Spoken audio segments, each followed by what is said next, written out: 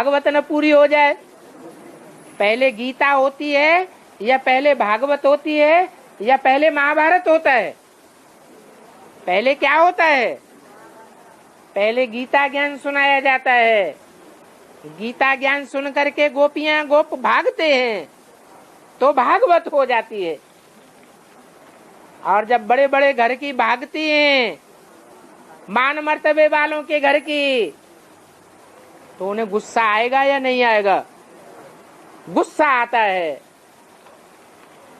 जब उन पदमान मर्तबे वाले कौरवों को और यादवों को गुस्सा आता है तो महाभारी महाभारत युद्ध हो जाता है। तो पहले गीता, बाद में भागवत और बाद में महाभारत।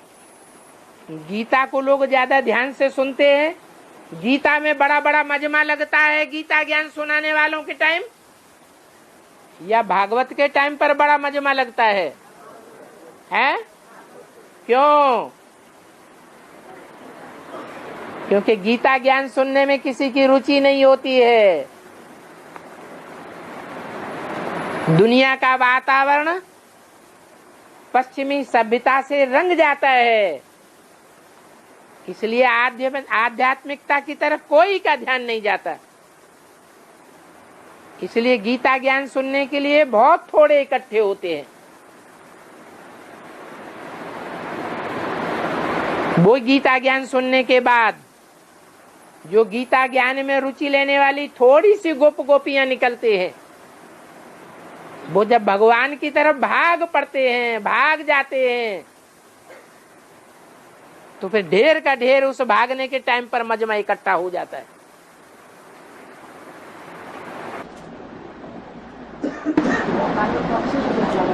अभी भागवत शुरू हो रही है कि नहीं? अभी घर घर से भाग रही है, या जो फुल सरेंडर ब्रह्मा कुमारियां हैं वो भाग रही हैं? अभी घर घर से भाग रही है। इसलिए अभी छोटी भागवत है। अखबारों में थोड़ी थोड़ी चर्चा है, टीवी में थोड़ी थोड़ी चर्चा है।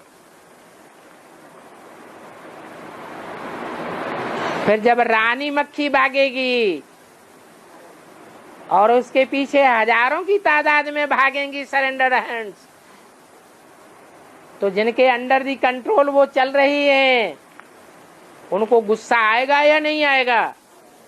आएगा।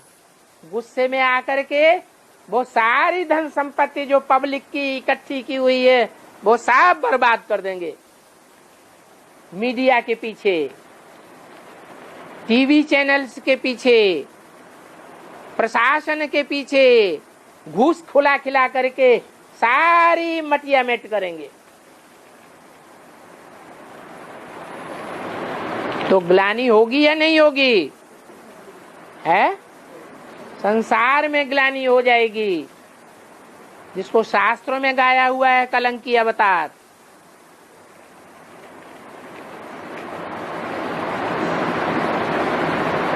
भागवत कथा है। दुनिया में तो लोग भगाने को बुरा काम समझते हैं, वो तो स्थूल रूप से भगा कर ले जाते हैं। यहाँ तो बेहद की बात है, यहाँ बुद्धि को भगाने की बात है या देह को भगाने की बात है? बुद्धि भागती है तो तन अपने आप ही भागता है। फिर महाभारत युद्ध हो जाता है।